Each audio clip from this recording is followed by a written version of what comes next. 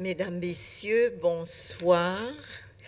Bienvenue à cette soirée synthèse de l'Office de consultation publique de Montréal portant sur la synthèse des solutions apportées par les Montréalaises et les Montréalais lors des activités contributives citoyennes qui se sont déroulées en août et en septembre dernier aux quatre coins de Montréal. Ces activités font partie intégrante de la consultation sur le racisme et la discrimination systémique dans les champs de compétences de la Ville de Montréal. Elles suivent les séances d'information générale et thématiques qui se sont déroulées au mois de mai dernier.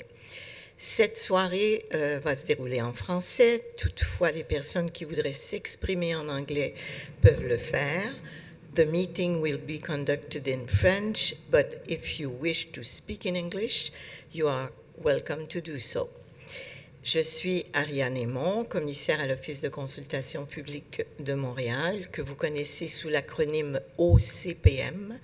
La présidente de l'Office, Madame Dominique Olivier, a confié la coprésidence de cette commission à moi et à ma collègue Maryse Alcindor, qui ne peut être des nôtres ce soir.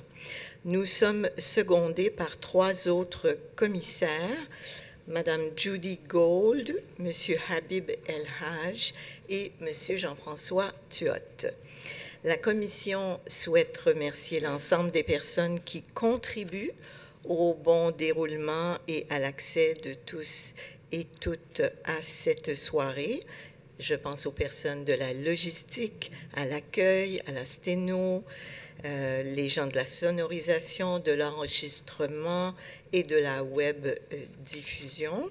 Cette séance est diffusée en direct sur la page Facebook, sur Twitter et sur le site Internet de l'Office.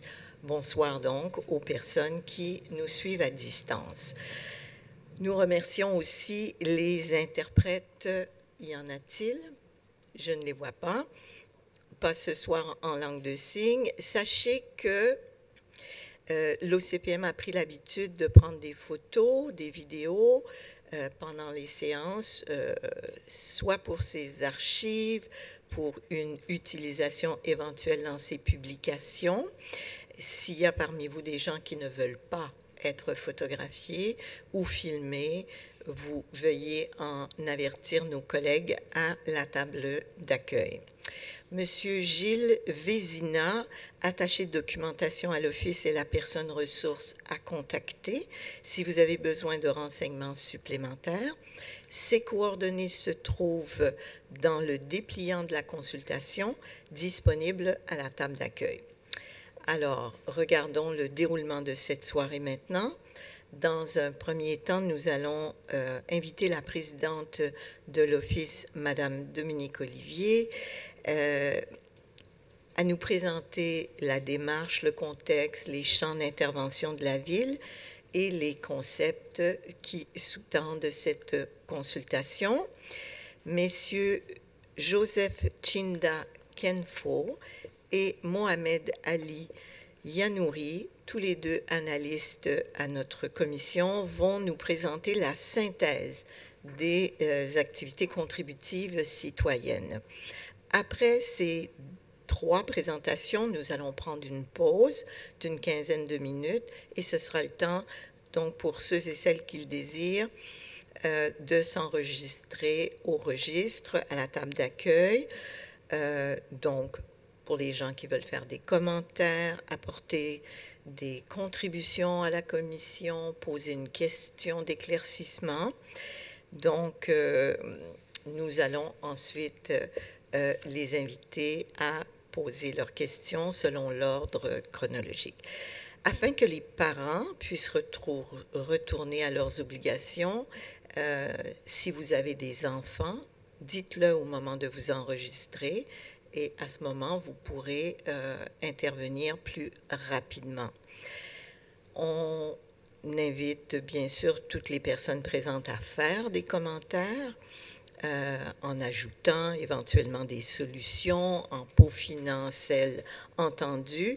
mais on invite particulièrement les femmes qui, selon nos statistiques, participent un peu moins au processus de consultation.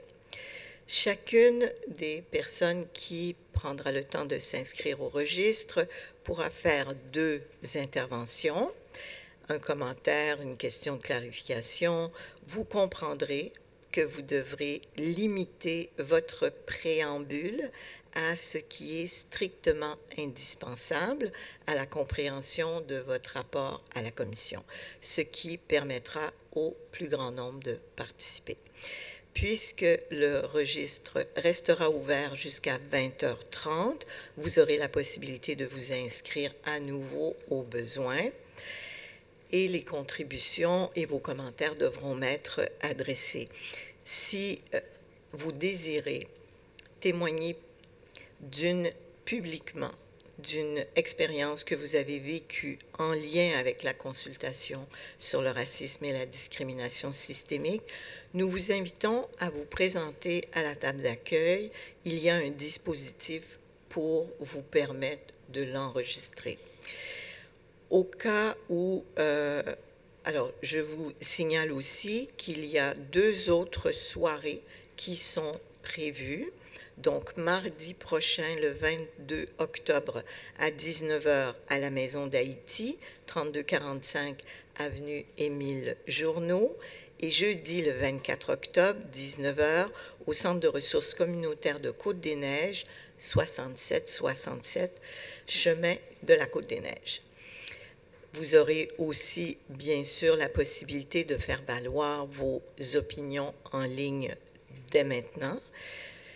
Mais vous pouvez vous inscrire d'ici le 31 octobre pour nous faire part d'une opinion ou d'un mémoire que vous souhaitez nous présenter en personne.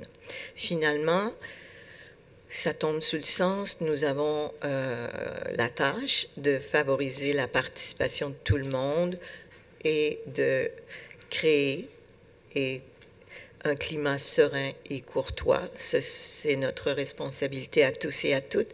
C'est pourquoi les remarques désobligeantes, les propos diffamatoires, haineux, les attitudes méprisantes ne seront pas tolérés ce soir. Je vous invite également à ne pas applaudir lors de certaines informations qui vous vont droit au cœur.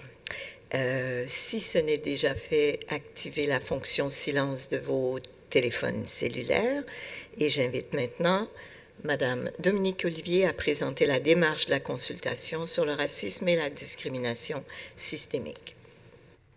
Alors, bonsoir tout le monde. Je ne dirais pas qu'on est ici nombreux, mais bravo à tous ceux qui ont pris la peine de se déplacer. Je sais que la séance a été, que la séquence, pardon, de la consultation est assez longue, mais je pense que jusqu'à présent, les chiffres de participation sont tout de même des plus intéressants et ont permis à beaucoup de gens de s'exprimer. Vous me permettrez d'entrée de jeu de rappeler rapidement les grandes étapes qu'on a parcourues jusqu'à présent. Alors, la consultation a été demandée le 12 mars dernier par un certain groupe de requérants, dont Montréal en Action, le CRAR, qui voulaient avoir une consultation publique portant sur le racisme et la discrimination systémique, et ils ont utilisé la méthode du droit d'initiative citoyen pour le faire.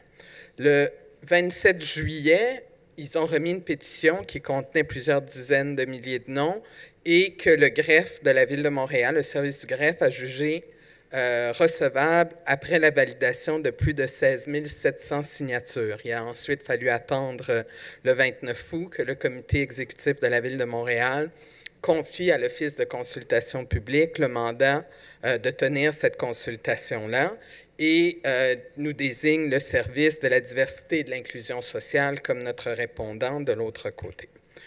Finalement, Ça s'est poursuivi, la collecte de données, et finalement, le 15 avril 2019, les documents de référence qui étaient préparés par la Ville ont été remis à la Commission. Vous allez trouver ces documents-là sur notre site Web, si vous n'en avez pas encore pris connaissance, qui décrit leur compréhension de la situation au moment où on se parle.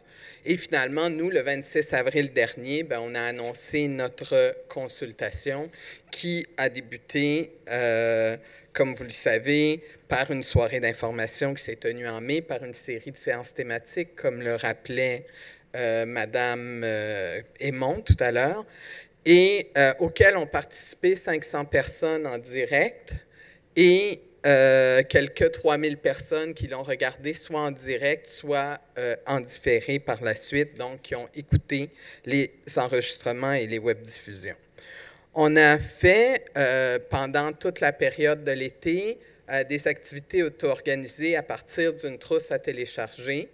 Il y a eu 34 activités qui ont été organisées et qui ont regroupé près d'une soixantaine d'équipes de personnes qui se sont assises et ont réfléchi à ces questions-là pour trouver environ 700 personnes. Donc, on sait qu'on a au moins 1200 personnes qui se sont déplacées jusqu'à présent pour participer à cette consultation et quelques milliers qui ont suivi sur le web. On est maintenant à l'étape où on peut donner les opinions en ligne et où on fait cette série de soirées synthèse itinérantes. Quel est notre but ce soir? Notre but, c'est de vous faire savoir, étant donné qu'une consultation en vertu du droit d'initiative, c'est pour favoriser l'émergence de propositions constructives, novatrices, mobilisatrices, implémentables dans les champs de compétences de la Ville de Montréal pour le plus grand bien commun. Eh bien, ce soir, ce qu'on veut faire, c'est vous présenter la synthèse des idées qui ont déjà été identifiées par ces quelques 1200 personnes qui ont participé. On va donc vous présenter ces idées-là afin que vous puissiez les appuyer, les étayer, mais aussi, et j'aurais presque envie de dire surtout, nous faire surgir des enjeux ou des pistes de solutions qui n'ont pas encore été abordées dans des sujets qui ont été peut-être un peu moins couverts jusqu'à présent. Je vous rappelle rapidement les concepts. Alors, on a sur le site Web un certain nombre de documents utiles que vous pouvez aller voir, mais ce qui est intéressant, je vous dirais, c'est les deux extraits qu'on en prend ce soir. Celui fait dans le petit guide de la Ligue des droits et libertés, qui dit que le racisme systémique se manifeste lorsqu'une institution ou un ensemble d'institutions qui agissent conjointement créent ou maintiennent une inéquité raciale. C'est une attitude qui est pas toujours intentionnelle et ça ne signifie, loin de là, pas que le personnel de l'organisme concerné est raciste. On ne parle pas donc de racisme systématique, mais bien de racisme systémique. J'aime souvent dire, s'il y a un système, il y a toujours des gens qui n'ont pas accès équitablement au système.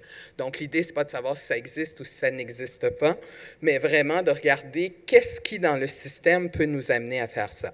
La discrimination systémique, quant à elle, si on la regarde selon la Commission des droits de la personne, repose sur l'interaction dynamique entre des décisions et des attitudes qui peuvent être teintées de préjugés et des modèles organisationnels et des pratiques institutionnelles qui ont des effets préjudiciables, voulus ou non, sur des groupes protégés par la Charte des droits et libertés de la personne du Québec, qui reconnaît un certain nombre de motifs, dont l'origine ethnique, la religion, l'âge, le sexe, l'état de grossesse, etc., comme des choses, les situations de handicap, comme des choses qui peuvent amener des gens à avoir des préjugés et faire de la discrimination systémique. Un exemple qu'on utilise couramment, c'est lorsque dans la police, il fallait faire 1,80 m pour être embauché, bien, c'est sûr que ça excluait beaucoup de femmes et ça excluait des membres de certains groupes, des minorités visibles ou des minorités ethniques qui étaient de plus petite taille. Donc, quand on parle de système, c'est de ce genre de choses-là qu'on parle. On pourrait donner un autre exemple. Dans la fonction publique canadienne, par exemple, à une certaine époque, on demandait le bilinguisme absolu, ce qui excluait beaucoup de francophones de pouvoir avoir accès à ces postes-là. Donc, c'est vraiment ce dont on parle et c'est ce qu'on va essayer de voir ensemble si on est capable de travailler là-dessus dans le cadre de cette consultation-là. Les personnes qui sont touchées susceptibles d'être, je vous rappelle rapidement, les personnes qui sont touchées par le racisme à Montréal, c'est d'abord et avant tout, bien sûr, des gens qui sont des immigrants. Vous avez ici 2 graphiques, vous pouvez voir, qui représentent, à l'heure actuelle, si on met la première génération, donc des gens qui eux-mêmes ont immigré, et la deuxième génération, c'est-à-dire des gens dont un parent avait immigré, dont au moins un parent avait immigré. On se rend compte que ça représente 59 % de la population à Montréal, donc une personne sur 2 qui peut être touchée. Encore plus spécifiquement, les gens des minorités visibles et des peuples autochtones représentent 35 % de la population à Montréal, donc 34 % qui sont des minorités visibles et 1 % qui ont une identité autochtone. Donc, ça vous montre que ça peut quand même toucher des grands groupes de la population. Et comme on va le voir ce soir, on a des statistiques qui nous montrent qu'effectivement, ils n'occupent pas une place qui est proportionnelle à leur poids démographique dans l'ensemble de nos institutions. Pour aller un peu plus loin, il faut quand même se dire que d'autres groupes, comme les femmes, les personnes en situation de handicap, les membres des communautés LGBT, les minorités ethniques, sont aussi, par exemple, il y a d'autres groupes, sont aussi susceptibles de vivre des situations de discrimination systémique. Donc, c'est sûr qu'on va regarder également leur réalité. Plus spécifiquement, si on regarde les arrondissements limitrophes à l'endroit où on est ici ce soir, on va se rendre compte que dans Rosemont-la-Petite-Patrie, il y a 39 %, presque 40 % de personnes qui sont des personnes immigrantes, alors qu'on retrouve 20 % de personnes qui sont dans les minorités visibles ou qui ont des origines autochtones. Même chose, si on regarde Rivière-des-Prairies, Pointe-aux-Trembles, on se rend compte qu'on est encore là dans des sections à 45 %, alors qu'il y a au moins une personne sur 4 qui appartient aux minorités visibles. Merci Hochelaga-Maisonneuve, où nous sommes ce soir. On retrouve à l'heure actuelle, selon le recensement les derniers chiffres qui sont disponibles de 2016, on retrouve environ 36 % de personnes qui sont issues de l'immigration et une personne sur 5 environ s'identifie à une minorité visible. Et si on regarde le dernier arrondissement limitrophe, qui est celui du plateau Mont-Royal, bien là, on se rend compte qu'on a jusqu'à plus de 50 % des gens qui ont immigré ou qui sont de la 2e génération de l'immigration et un peu moins d'une personne sur 5 qui s'identifie à une minorité visible. Ça nous amène, et c'est peut-être le dernier concept que je vais vous donner ce soir avant de céder la parole à mes collègues, les champs d'intervention de la Ville de Montréal. Ce que nous disons là ce soir sort du document de référence qui a été déposé, que vous allez trouver sur notre site comme premier document de la Ville, qui rappelait qu'ils avaient 2 grands champs d'action dans lesquels ils intervenaient sur les questions de racisme et de discrimination systémique. Le premier sont des actions directement liées contre le racisme et la discrimination et vont toucher l'embauche et la formation du personnel, les contrats aux fournisseurs externes, le comportement éthique des gens qui donnent des services, le traitement des criminels par la police, le zonage des lieux de culte. Ce sont les actions qu'ils ont identifiées comme étant plus ciblées vers le racisme et la discrimination. Et ils ont également un grand champ d'intervention qui vise l'intégration et l'inclusion, donc qui est le contraire de l'exclusion et de la discrimination. Et ça se fait à travers un engagement politique et administratif, ça se fait à travers toutes sortes de mesures qui s'adressent à la population en général. On peut penser notamment au logement social ou aux mesures de développement social, la gestion des sports et loisirs, des activités culturelles. Et dans ce cadre-là, il se préoccupe également de la question de l'intégration et de l'inclusion par le biais de toutes ces activités-là. Finalement, la Ville agit également dans le cadre d'entente qu'il a avec le ministère de l'Immigration, de la Diversité et de l'Inclusion du Québec pour le développement de relations culturelles harmonieuses et l'accueil des nouveaux arrivants. Et ensuite, d'ailleurs, je pense qu'il a changé de nom le midi récemment, effectivement.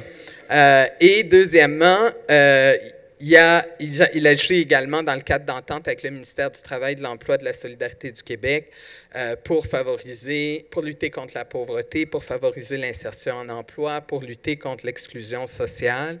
Et il a également une troisième entente avec le ministère de la Culture et des Communications. On pense notamment à diverses activités de médiation culturelle qui ont lieu.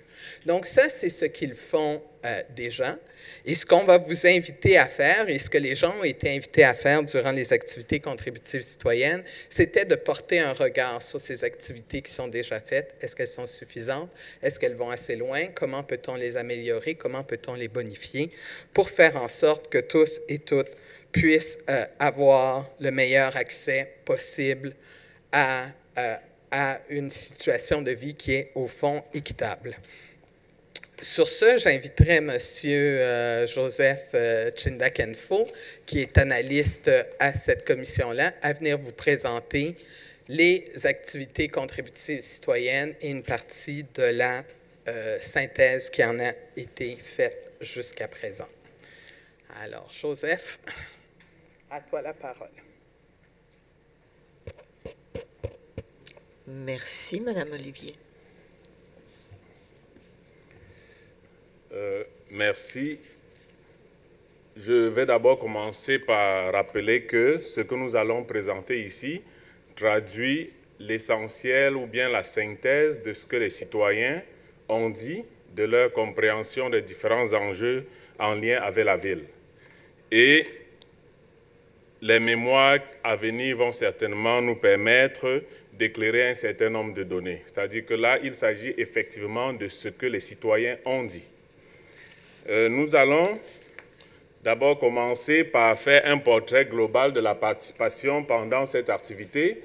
Comme vous pouvez le constater, nous avons eu 34 activités, 34 activités qui se sont tenues en août et septembre 2019. 60 équipes ont été constituées, 700 participants et participantes, et de toutes ces participations, on a dégagé 297 pistes de solutions.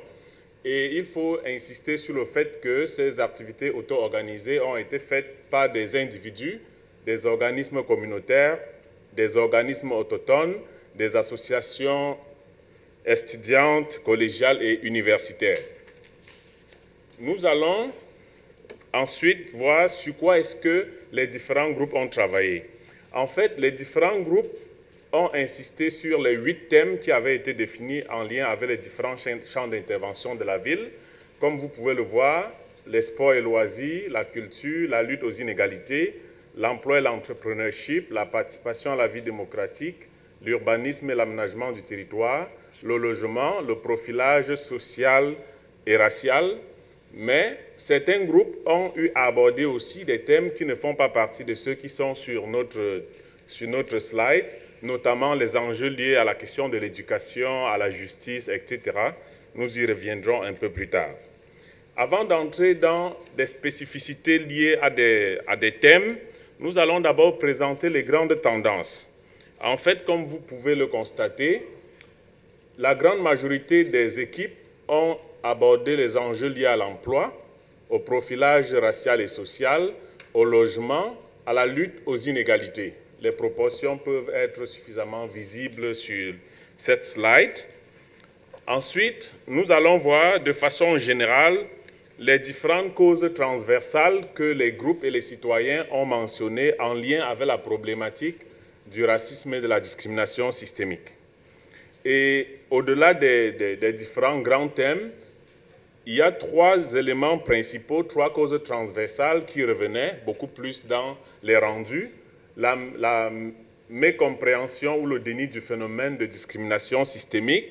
Et cette observation rejoint aussi largement les éléments que nous avons récoltés durant la tournée de pré-consultation où beaucoup de groupes avaient marqué leur, si on peut dire ça ainsi, leur incompréhension du fait qu'en 2019, pour les citer, on soit encore en train de parler du racisme, c'est-à-dire qu'ils n'arrivaient pas à accepter cette réalité.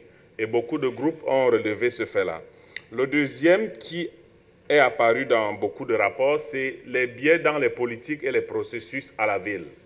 La troisième grande tendance, c'est le manque de données pour évaluer l'ampleur du phénomène dans plusieurs champs de compétences de la ville. Ça, c'est les 3 principales grandes tendances qui sont ressorties pratiquement pour tous les groupes. Et les autres groupes ou les autres individus ont mentionné les questions liées aux disparités territoriales, l'inadéquation des formations interculturelles et antiracistes. Alors, nous allons voir comment les différentes actions prioritaires qui ont été proposées par les différents groupes. Je tiens aussi à rappeler, pour ceux qui n'ont pas eu l'information ou ceux qui ne le savaient pas, que l'Office avait proposé aux différents groupes et aux citoyens un kit qui leur permettait de mener une activité. Il était question, à partir des situations vécues, des expériences vécues, d'identifier un problème ou un programme qui était susceptible de générer l'inclusion ou de générer de l'exclusion. Et à partir de cette situation, il devait identifier les causes. Ensuite, à travers les verbes d'action, il devait proposer une série de pistes de solutions et à la fin, il devait prioriser en proposant les 3 prioritaires. Et donc, lorsqu'on regarde ce qui a été priorisé, l'emploi vient en première position, le profilage racial et social en deuxième position, le logement et la lutte aux inégalités. Et ces priorités reposaient essentiellement, comme vous pouvez le voir dans la colonne un peu bleu-verte là, l'adoption ou la révision des politiques et règlements, une meilleure diffusion de l'information, parce que beaucoup étaient surpris de savoir ce qui se fait à la ville, donc l'information manifestement ne circule pas beaucoup selon eux, l'accompagnement des personnes vulnérables et surtout l'élimination des biais et la révision de processus institutionnels. Ça, c'est les grandes tendances. Maintenant, nous allons toucher des thèmes spécifiques.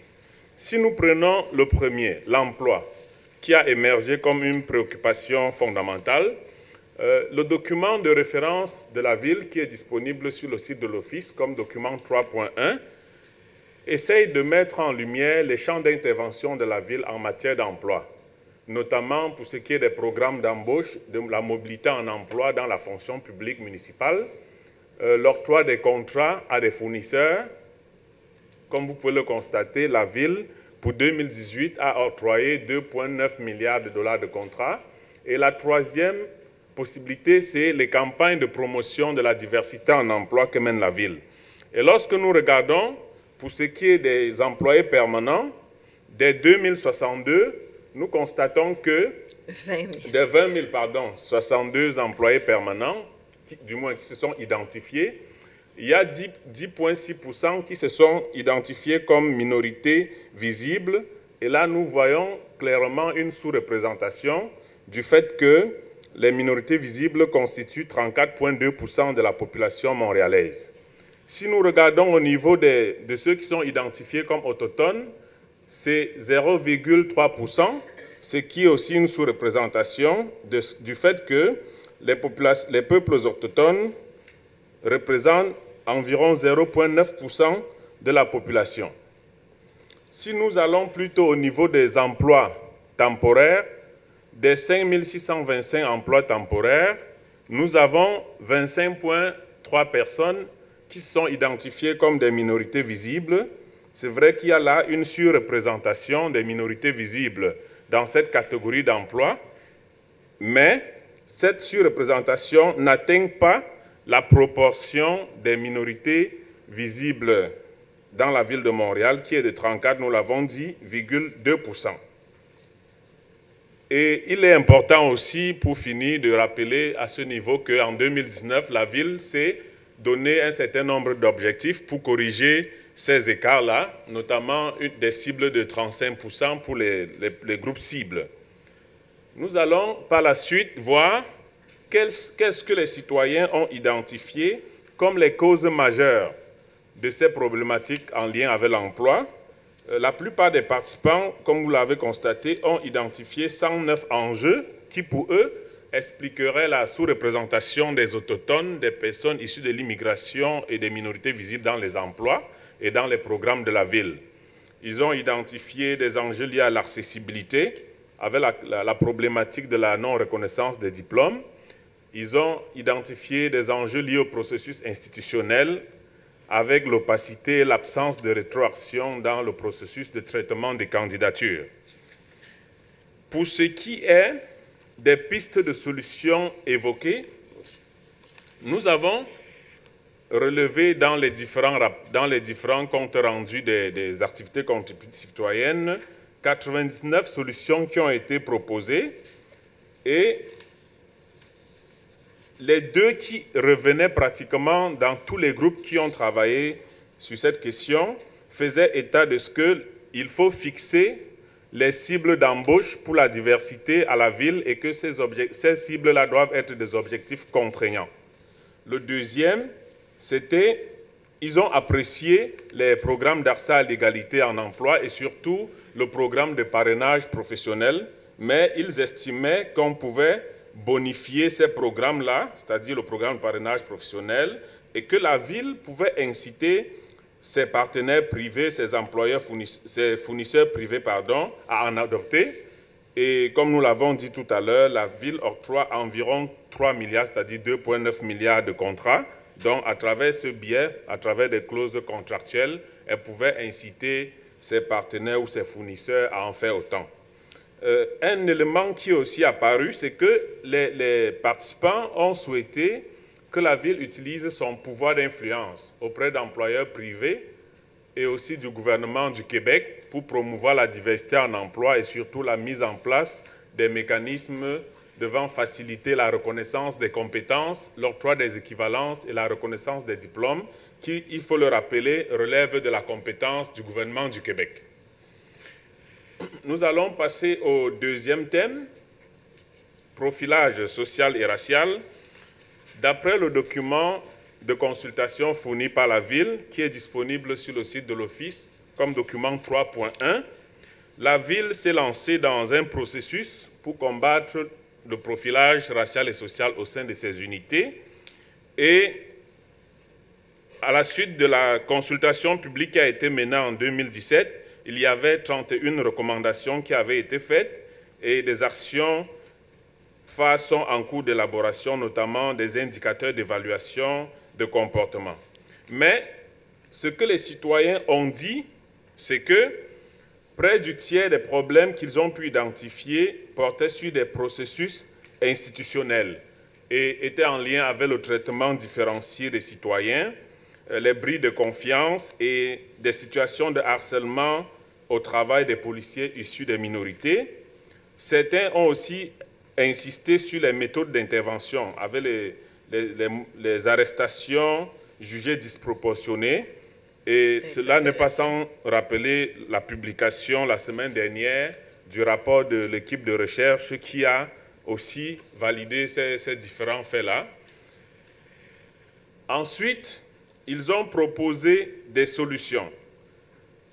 Il y a, surtout au niveau du profilage, des groupes de citoyens qui ont estimé que la création d'un poste de responsable à la lutte au profilage racial et social ou d'un bureau indépendant chargé d'enquêter sur les plaintes reçues envers les citoyens était une piste importante. La deuxième, c'était des enjeux liés à l'éducation populaire afin d'informer les individus de leurs droits en lien avec leurs relations avec les autorités, que ce soit la police ou autres, et surtout l'appui psychologique, financier et juridique aux personnes victimes de profilage et de brutalité policière.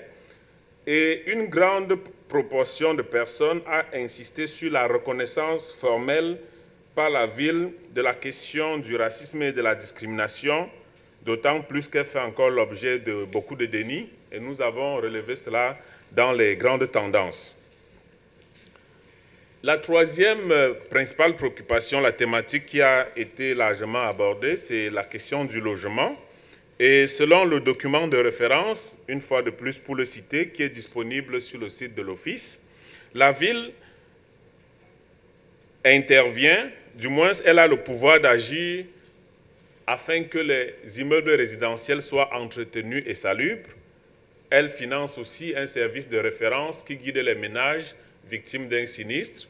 Elle crée et maintient une offre de logement équilibrée et diversifiée, notamment par des programmes de subvention à frais partagés avec le gouvernement du Québec, et lesquels permettent d'appuyer l'acquisition résidentielle, d'aider à la rénovation, de développer les logements sociaux et communautaires.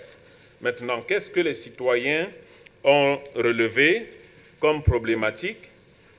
vous allez constater avec moi qu'il y a eu 43 problèmes identifiés et plus de la moitié portaient essentiellement sur les enjeux liés à l'accessibilité. Et ça se traduit par l'insuffisance des logements sociaux, logements abordables et familiaux, la discrimination dans l'accès, notamment liée à la langue, la taille de la famille, les origines ethniques, le statut légal.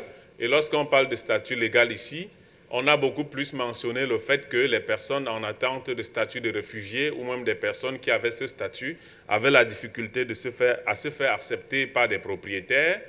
Au niveau de la taille de la famille, beaucoup de groupes ont mentionné le fait que rien qu'au téléphone, les propriétaires demandent le nombre des enfants que vous avez et dès que vous donnez un certain chiffre, ils vous disent poliment que la maison a été déjà occupée par quelqu'un d'autre alors qu'effectivement elle est encore vide. Ça, c'est autant d'éléments, nous n'allons pas entrer dans beaucoup de détails, mais voilà des exemples de faits que les gens ont donnés.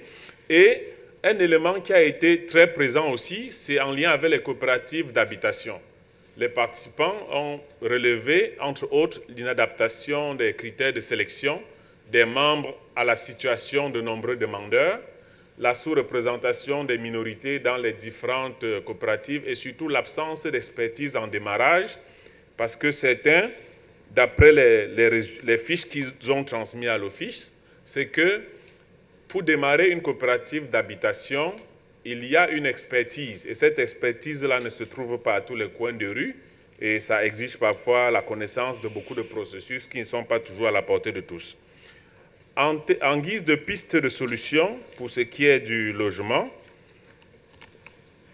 ils ont surtout, comme vous pouvez le constater, proposé des solutions d'ordre général qui forcément ne sont pas liées aux problématiques spécifiques à des groupes qu'ils ont mentionnés, mais qui touchent tous les segments de la population vulnérable, notamment l'augmentation de l'offre de logement social et familial abordable à travers la bonification des programmes d'accès au logement, la garantie d'un financement et surtout que la ville apporte de l'expertise ou accompagne les comités de logement et des coopératives en matière d'expertise.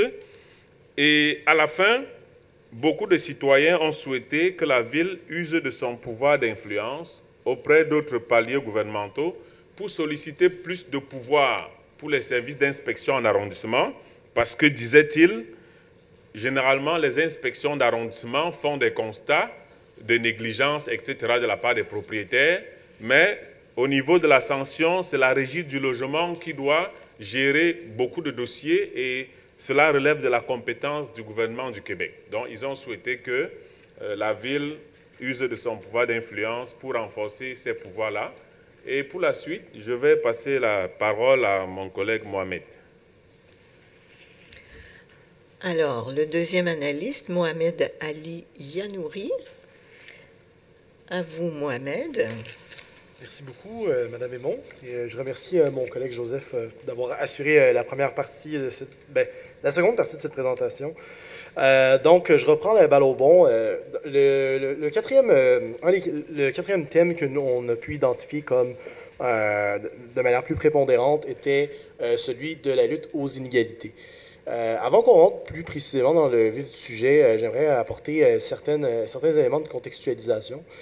Comme vous pouvez voir affiché dans le document, encore une fois, dans le document de référence que la Ville a déposé dans le cadre de la consultation, elle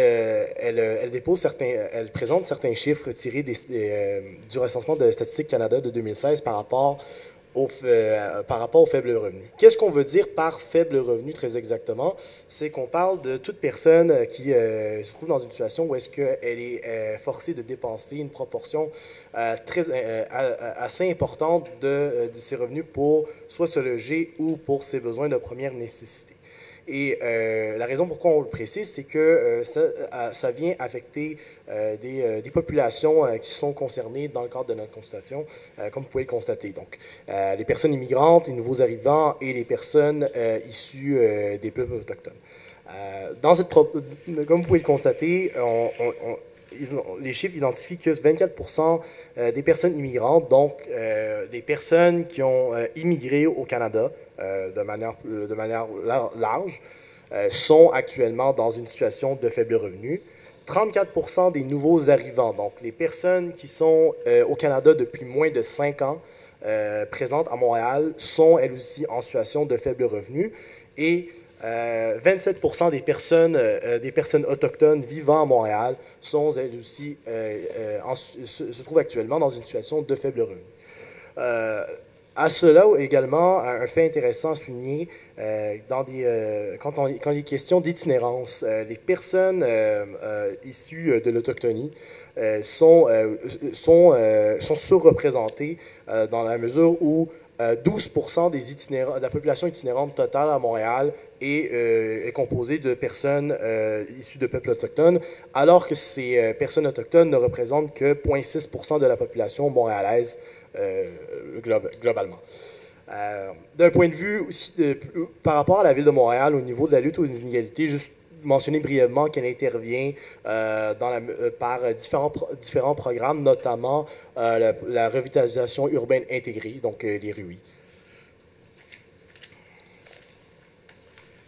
Plus précisément, dans le cadre des activités contributives, ce qui revenait de manière la plus importante en termes de problématiques, c'était toutes les questions liées à l'accessibilité et aux disparités territoriales. Donc, des individus n'étaient pas en mesure d'avoir accès aux services nécessaires à leurs conditions.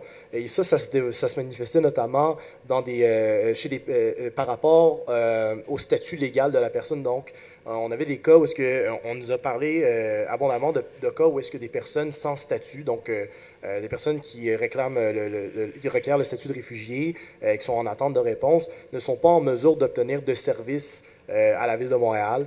Des personnes avec des difficultés linguistiques font face à des barrières en ce sens-là, mais aussi des personnes souffrant de certaines conditions au niveau de la santé mentale. On a aussi reproché le fait qu'il y a un manque d'information au niveau de l'accès aux services et aussi, en lien avec la disparité territoriale, le fait que la répartition des services ne se fait pas de manière, n'est pas répartie de manière égale à travers le territoire montréalais. Dans le cadre aussi des activités contributives, on a aussi cherché à s'intéresser aux réalités de populations plus particulières, notamment les personnes autochtones. Voilà pourquoi le Native Montreal Youth Council a organisé avec différents partenaires une activité contributive lors de laquelle ils ont eu l'occasion de s'exprimer sur des problématiques, mais aussi des solutions qui sont propres aux réalités et aux conditions qu'ils vivent elles-mêmes. Et principalement, lors de ces échanges, les éléments qui en ressortaient le plus, c'était la notion du cycle de la pauvreté et les questions en attrait à la mobilité sociale. C'est-à-dire que ces personnes se retrouvent devant des difficultés à évoluer d'un point de vue socio-économique et elles sont maintenues par la force des choses dans des situations de faible revenu, de pauvreté et voire même d'itinérance, comme on l'a mentionné tout à l'heure. Comme indiqué dans le document de référence, 12% des personnes en situation d'itinérance à Montréal sont des personnes autochtones. Mais il y a aussi donc toutes les questions d'exclusion sociale qui en découlent, le profilage racial, des situations de discrimination en emploi et aussi des situations de discrimination dans l'accès au logement. Et dans des optiques de solutions proposées, on a parlé notamment d'augmenter les cibles d'embauche à la ville pour les personnes autochtones, s'assurer qu'il y ait du logement social spécifique spécifiques pour les personnes autochtones, améliorer la qualité des formations qui sont données aux membres du SPVM pour favoriser la sensibilisation et une approche plus adaptée aux réalités de ces personnes, une meilleure collaboration avec les groupes communautaires autochtones et aussi d'éduquer davantage le public sur les peuples autochtones, donc par des campagnes de sensibilisation, entre autres. Mais on a aussi certaines personnes qui nous ont parlé de potentiellement demander à la ville qu'elle modifie la charte montréalaise pour y inclure formellement la reconnaissance de Montréal comme un territoire autochtone non cédé. Suite à ça, on a aussi d'autres thèmes qui ont été abordés dans une moindre mesure, mais où est-ce qu'il y a des éléments quand même concrets qui ont été soulignés. C'est notamment le cas en culture. Dans ce cas-ci, les différentes participantes et participants qui ont eu l'occasion de s'exprimer sur ces questions sont notamment attardés sur l'angle des ressources disponibles pour soutenir la représentativité. Donc, on reproche le fait qu'il y a un manque de transparence sur les processus de sélection des projets artistiques, qu'il y a un manque de représentativité de la diversité dans les différentes jurys de sélection, mais aussi qu'il y ait un sous-financement de certaines disciplines artistiques et de certains artistes issus de la diversité. Pour vous donner un exemple, on a plusieurs personnes qui nous ont parlé du fait que des artistes, des créateurs se spécialisant davantage en art visuel, où est-ce qu'ils mettaient en valeur des aspects de leur culture d'origine, se voyaient discriminés dans l'accès à des fonds pour être en mesure de vivre de leur art, tout simplement. Et les principales solutions en culture qui ont été relevées, notamment une répartition plus équitable des ressources pour les artistes à travers Montréal. Donc, s'assurer que l'art et la culture puissent subsister dans la périphérie et pas juste dans les centres. Promouvoir la diversité au moyen des outils de communication de la ville, mais aussi s'assurer que les outils les moyens, de la manière dont la ville communique soit représentatif de sa diversité et finalement que la ville joue un rôle dans la médiation culturelle par l'organisation de forums d'échange, des visites de lieux, des événements culturels et qu'elle promouvoit une histoire qui est représentative de la diversité montréalaise. Et finalement, encore une fois, il y a aussi, tous les thèmes de la consultation ont été abordés lors des activités contributives, mais les thèmes de l'aménagement du territoire, des sports et loisirs et de la participation à innovative ont été abordés de manière un petit peu plus restreinte. Mais il y a quand même certains éléments qui en sont ressortis. En termes de problématiques, on a beaucoup parlé d'une répartition inégale des équipements collectifs. Donc, tout ce qui est les parcs, les pistes cyclables ou des infrastructures similaires, le fait que ce ne soit pas égal d'un arrondissement à l'autre, d'un territoire à l'autre, mais aussi la desserte en termes de transport collectif, donc bus, métro, qu'il y a des disparités d'un endroit à l'autre, notamment dans les quartiers qui sont éloignés des différentes lignes de métro montréalaises. La persistance de déserts alimentaires, donc le fait que les gens n'ont pas accès à des commerces de proximité pour pouvoir consommer des aliments dans leur immédiateté. Une inaccessibilité financière à certaines pratiques sportives, notamment dû au fait que beaucoup d'activités sportives qui se font à Montréal sont organisées par des associations privées qui ont un peu une certaine liberté dans les tarifs qu'ils imposent, sans toutefois prendre en considération les réalités des populations plus démunies. Et également, il y a une crise de confiance entre les personnes issues de la diversité et les institutions et les partis politiques municipaux. Les solutions qui ont émergé en ce sens-là, donc c'est augmenter l'offre de services dans les territoires en périphérie des centres, notamment, et tout particulièrement en transport collectif. Adapter les infrastructures pour s'assurer qu'elles soient en phase avec les besoins des populations locales, donc les aînés, les personnes en situation de handicap, mais aussi les familles nombreuses. L'accompagnement des populations marginalisées, la représentativité au niveau des preneurs des espaces décisionnels, donc que le conseil exécutif, le conseil des élus, les conseils d'administration soient représentatifs de la diversité montréalaise et finalement qu'on renforce la concertation avec les différentes communautés présentes à Montréal. Donc, merci. Merci beaucoup, Mohamed. Oui, allez-y. Intervenir. Juste pour rappeler deux choses.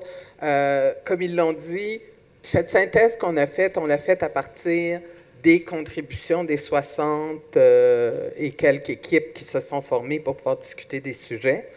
C'est sûr qu'on a des versions et des rapports plus détaillés qui peuvent être disponibles pour les gens que ça intéresse. Mais je veux surtout dire que c'est une compilation qui date du 10 octobre et qui ne tient pas en compte notamment une activité qui a été faite avec les personnes handicapées, qui a eu beaucoup, les personnes vivant en situation de handicap, pardon, qui a eu quand même beaucoup de rayonnement et qui a amené certaines choses. Et qu'il y a d'autres groupes qui ont pu tenir des activités privées, mais qui ne nous ont pas encore transmis leur rapport. Alors, s'ils sont à l'écoute, ce serait intéressant qu'on les reçoive rapidement. Et sinon, comme je dis, tout ce matériel-là est là pour pouvoir alimenter la prochaine étape qui va être celle des mémoires et qui est là pour faire en sorte, au fond, que les gens puissent comprendre quelle est l'étendue des thèmes qui ont été abordés jusqu'à présent. J'en profite aussi pour noter qu'on a eu peu de contributions des communautés LGBTQ+. Donc, si jamais il y a des gens qui sont à l'écoute, on aimerait vraiment connaître vos réalités et voir quel type de solutions peuvent aussi être adaptées à des réalités de ces groupes-là. Merci. Merci beaucoup, Madame Olivier. Merci aux collègues. Alors, nous allons prendre une pause d'une quinzaine de minutes pour permettre... Oui, mais je vais le faire à la fin puisque nous en avons parlé déjà, puis je pense que c'est important d'aller le plus rapidement possible à vos questions de clarification et vos commentaires. Donc, pour le faire, il faut aller s'inscrire au registre.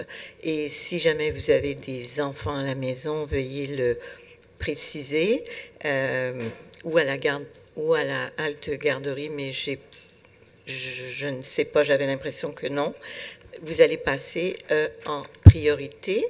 Donc, 15 petites minutes pour vous inscrire et on reprend avec ceux et celles qui voudront s'adresser à la commission. Merci beaucoup.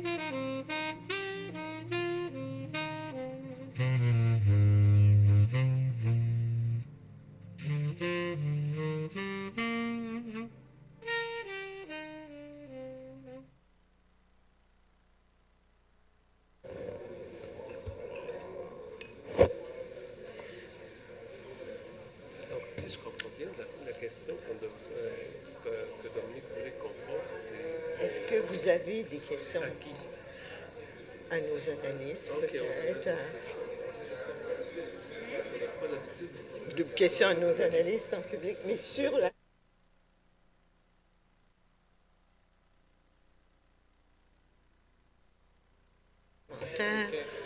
OK.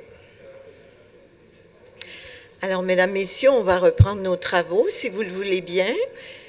Regagnez votre siège, s'il vous plaît.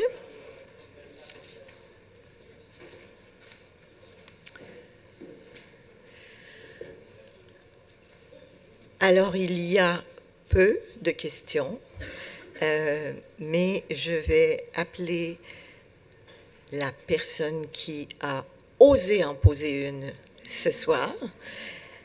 Il s'agit de M. Jean-Pierre Narcisse. Monsieur Narcisse. Bonsoir. Bonsoir tout le monde.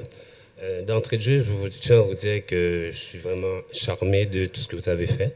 Je trouve ça vraiment intéressant et ça pourra me permettre aussi de pouvoir commenter. Je ne sais pas ce que je vais dire, si ça a déjà été mentionné ou quoi que ce soit, mais je me mouille. Donc si c'est hors contexte, vous me le dites, puis je vais m'arranger. D'entrée de jeu, je voudrais faire additionner un truc au niveau, quand vous parlez des personnes touchées par le racisme à Montréal, au bas de la page, vous dites que depuis d'autres groupes comme les femmes, etc., mais je crois qu'on devrait aussi inclure les personnes en situation d'itinérance aussi. Okay? Parce que... On va le baisser un peu, merci, c'est gentil. Merci. Donc, je ne sais pas si ça a déjà été considéré, mais Pourquoi j'amène ça? Je travaille dans le milieu communautaire. D'accord. Au niveau de la personne en itinérance, il y a beaucoup de racisme et discrimination qui se fait aussi. Donc, je pense qu'il est intéressant de ne pas laisser ce strate de population de côté aussi. Parfait. Ça, c'est mon premier commentaire. Le deuxième commentaire que je ferai, c'est par rapport au profilage racial et social. Nous sommes conscients des problématiques qui existent. Et là où j'irai par rapport aux pistes de solutions qui sont évoquées. Je crois présentement on devrait, si c'est possible, changer le terme de policier et l'appeler des agents de la paix, je pense. En disant agent de la paix, on va avoir plus tendance à, de par ma définition, moi, un agent de la paix est au service de la communauté. La police est au service de l'État. Donc je présume déjà il va y avoir une disparité. Et c'est une suggestion qui a sa place. OK. Et ma dernière intervention que je ferai, ça concerne les logements sociaux. Oui. Okay? On sait que les différentes communautés, on a la difficulté à monter un dossier pour partir d'une coopérative. Oui, okay? C'est noté d'ailleurs. C'est noté d'ailleurs, parfait. Et je trouve que non seulement qu'il faudrait informer les communautés, et en même temps aussi, il faudrait aussi qu'il y ait au niveau financement, qu'il y ait une certaine banque ou un certain montant aussi pour pouvoir permettre à ces communautés-là d'entreprendre des projets. Parce que partir d'une coopérative, déjà avec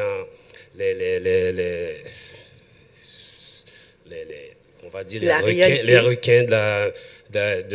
requins, si vous n'avez pas assez d'argent, vous ne pouvez pas faire une offre pour acheter une bâtisse. Ouais.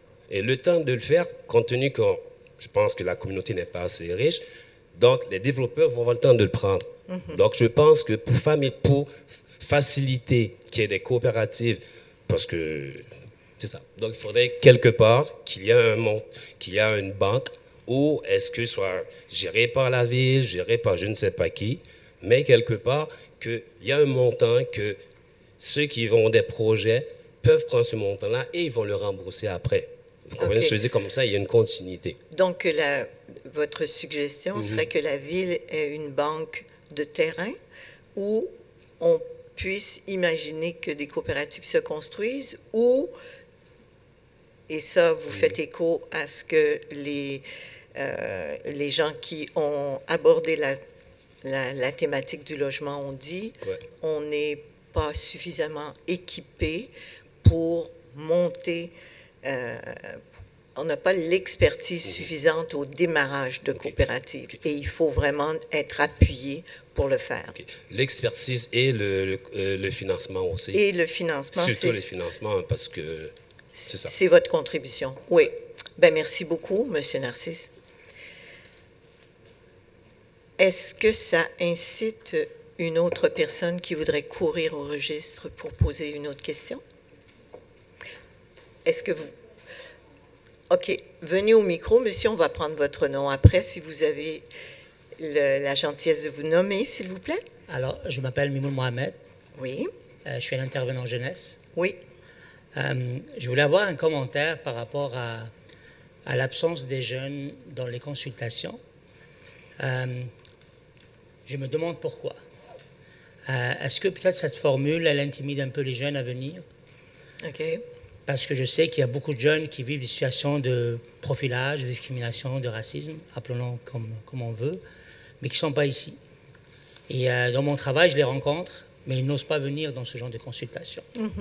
Pourtant, j'essaie de partager l'événement, j'essaie de leur parler, mais j'ai l'impression qu'ils sont trop intimidés pour venir ici. Alors peut-être trouver une autre formule pour aller les chercher.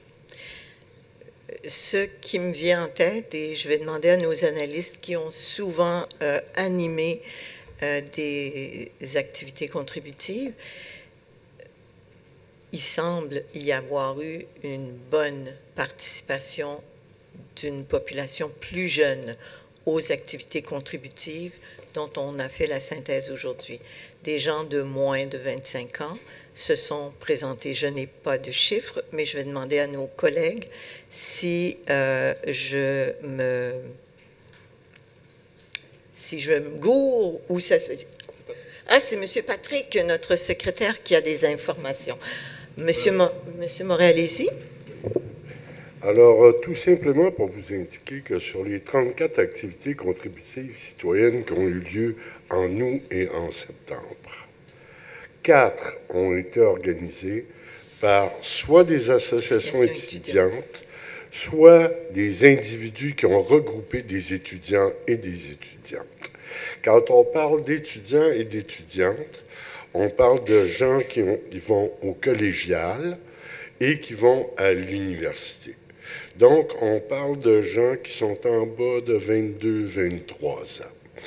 L'ensemble de ces gens-là, sur les 700 participants dont on parlait tantôt, représente à peu près 170 participants. Alors, effectivement, pour venir dans une soirée d'information comme celle-ci, c'est pas forcément évident.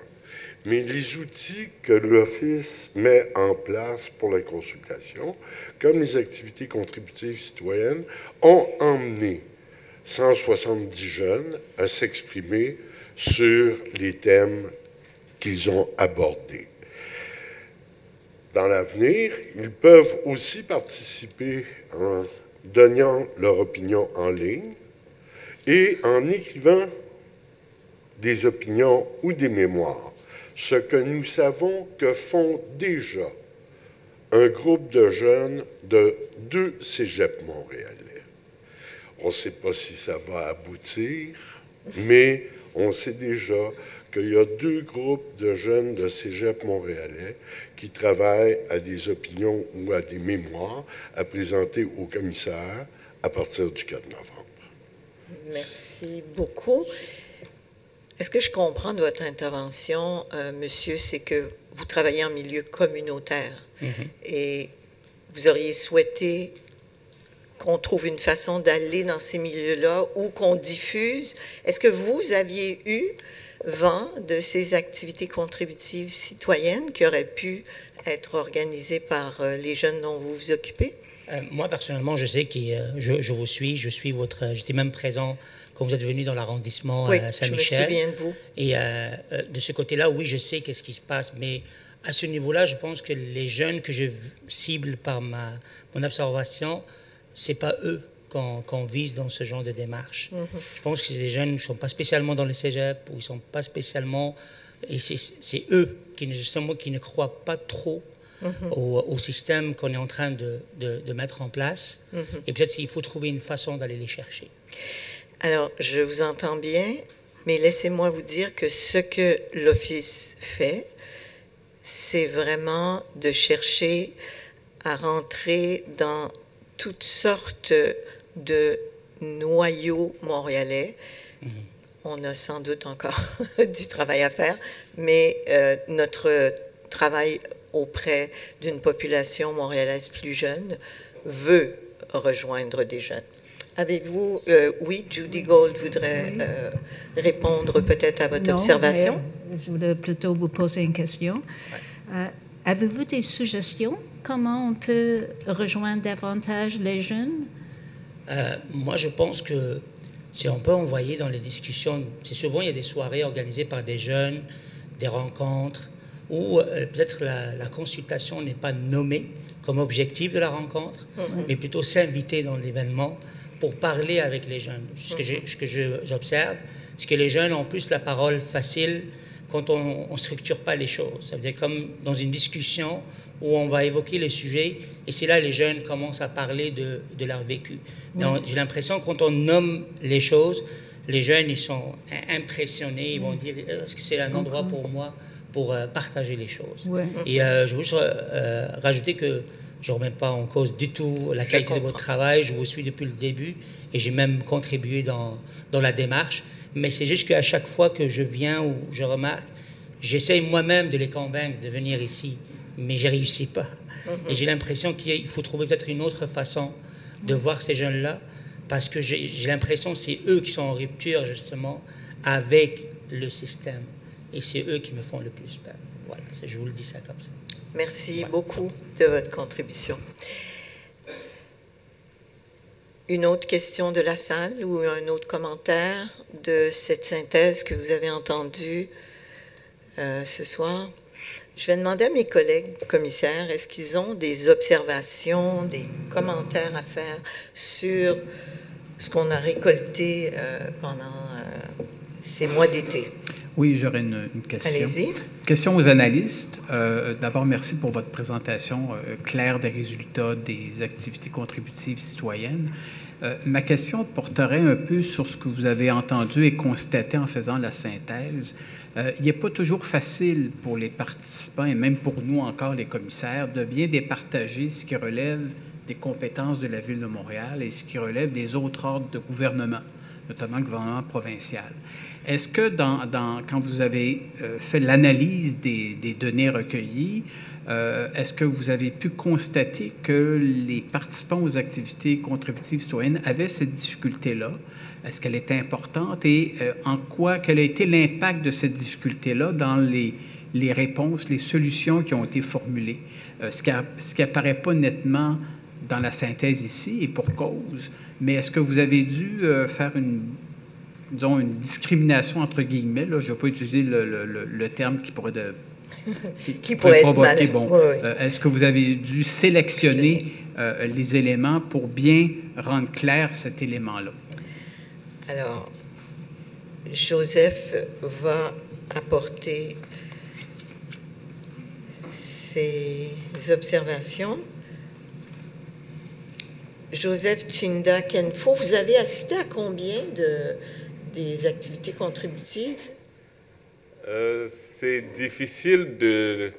C'est vrai que je ne m'attendais pas à cette question, mais c'est difficile, mais nous nous sommes partagés la tâche dans l'animation, mon collègue Mohamed et moi.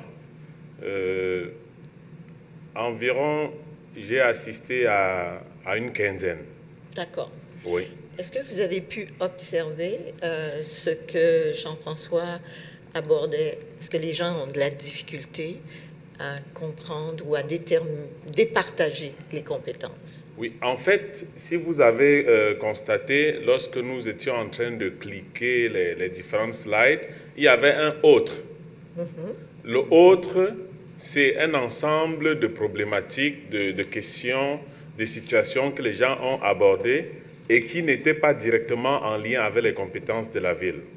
Donc, dans le traitement de l'information, on catégorisait ce type d'information dans autres.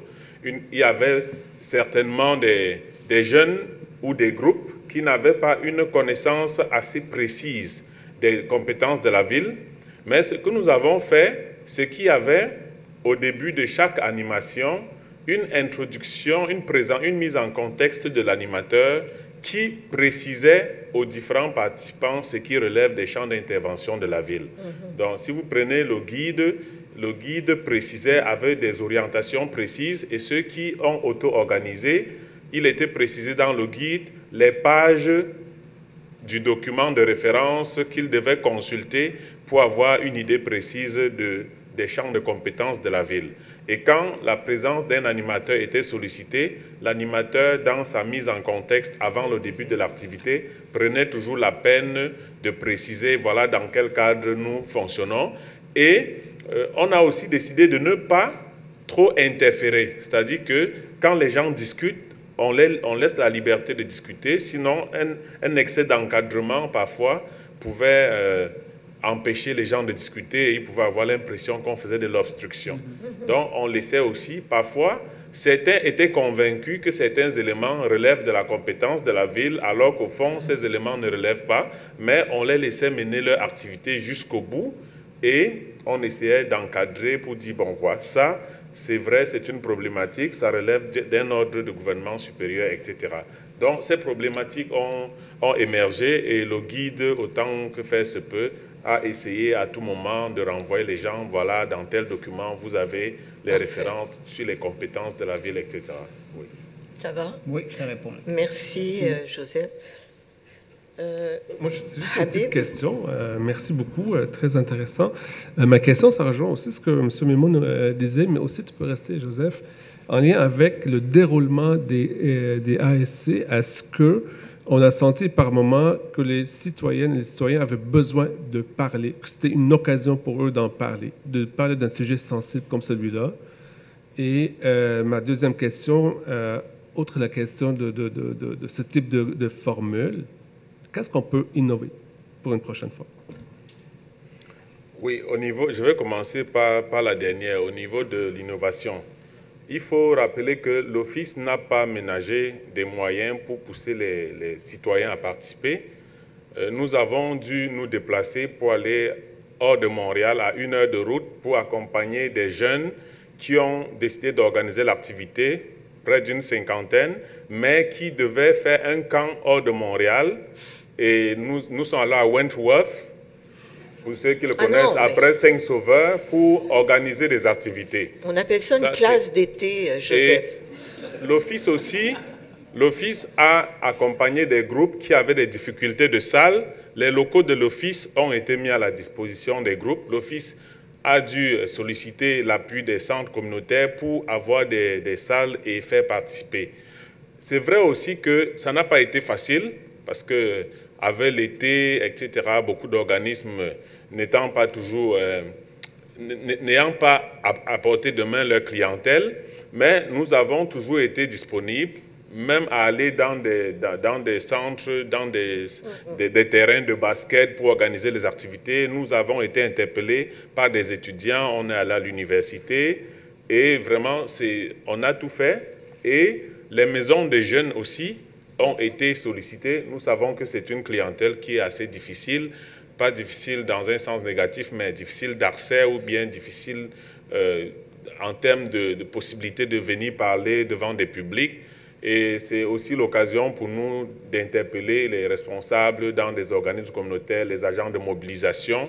Nous avons sollicité des centaines, c'est le cas de le dire, et si nous pouvons nous rapprocher de vous pour voir comment est-ce que vous pouvez nous aider à toucher des clientèles, des groupes spécifiques, nous allons le faire et certainement pour les prochaines étapes. Voilà. Est-ce que vous avez remarqué, la première question de Habib El-Haj, c'était est-ce que les gens avaient besoin de parler?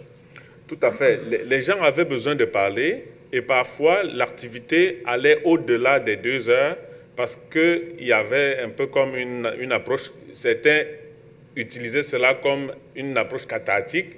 Ils voulaient se libérer. Et nous avons aussi, au niveau de l'Office, on a fait des formations sur l'approche antiraciste. On a fait venir des gens qui ont formé des animateurs sur l'approche antiraciste, comment gérer des situations difficiles, l'empathie, etc. Parce qu'il y a des situations où il y avait une charge émotive assez importante. Et nous avons vraiment eu à assister à des situations où les gens avaient besoin de parler, les gens se libéraient, etc. Et c'était variable d'un groupe à l'autre. Il y avait des gens qui venaient, ils savaient de quoi ils parlaient, ils voulaient trouver des solutions. Il y avait des gens aussi qui venaient parce qu'ils savaient qu'ils sont écoutés, qu'ils sont entendus et qu'ils avaient besoin de quelqu'un pour leur parler, à qui parler. Et c'est ça, c'était vraiment un public assez variable, mais ce genre de situation, nous les avons rencontrés. Vous avez été interpellé, M. Mohamed. Est-ce que vous voulez répondre au commissaire El-Haj sur une suggestion d'une approche innovante? Comme je l'ai dit, peut-être ne pas nommer la consultation. Moi, je vous invite, mais vraiment, je vous invite dans des événements où les gens se rencontrent, mais spécialement, moi, je vais faire un parallèle, vous allez comprendre. Je fais le parallèle quand je parle d'éducation sexuelle. Si je nomme l'atelier, les jeunes ne viennent pas. Parce qu'ils sont gênés, parce qu'ils ne savent pas comment nommer les choses. Mais ce que j'ai fait, c'est que j'ai invité des intervenants qui sont venus dans des activités qui n'avaient rien à voir avec l'éducation sexuelle. Ils sont invités dans l'activité et ils ont commencé à parler aux jeunes. Et là, les jeunes, ils étaient coincés, donc ils ne pouvaient pas sortir. Mais ce qu'ils ont fait, c'est qu'ils ont discuté de la question. Je vous invite à faire la même chose. Je vous invite à venir dans des activités où on ne va pas nommer la consultation publique, mais par contre, on va évoquer toutes sortes de questions. Et c'est comme ça que vous allez entendre les jeunes parler de discrimination ou de leur vécu, mais sans savoir s'ils s'adressent vraiment à quelqu'un qui vient de la consultation publique. C'est une façon de faire les choses. Oui. Vous savez que nous avons une grande valeur de transparence à l'Office de consultation publique et qu'on n'a pas trop l'habitude de mettre la main sur des publics captifs. Mais nous vous avons entendu face à un certain nombre de jeunes. Merci beaucoup. Est-ce qu'il y aurait une autre intervention? En principe, je devrais dire qu'il reste 10 minutes pour relancer vos questions, mais je pense que ce n'est pas la peine. Je vous remercie énormément de votre attention. Je vous remercie, tout le monde. Ça met fin à cette séance ce soir. La documentation de l'Office, vous le savez, elle est accessible en tout temps. Elle est copieuse sur le site Internet. On peut aussi la consulter au bureau de l'Office. On y ajoute des documents, la transcription des séances, ce que Madame Lavertu est en train de faire ce soir. Oui. Je veux aussi vous rappeler, bien sûr, que vous avez jusqu'au 17 novembre pour nous faire part d'une opinion en ligne. Vous pouvez aussi nous faire parvenir dès maintenant votre opinion ou votre mémoire, mais si vous voulez nous le présenter en personne, vous devez vous inscrire avant le 31 octobre à 16 h pour venir nous le présenter. Et nos séances d'audition, d'opinion et de mémoire commencent dès lundi, le 4 novembre. Toutes ces informations, de toute façon, sont sur le site Internet de l'Office, à la page de notre consultation sur le racisme et la discrimination systémique. Je vous remercie vraiment de votre attention, de vous être déplacé, et je vous souhaite bonne nuit et rentrez prudemment. Merci.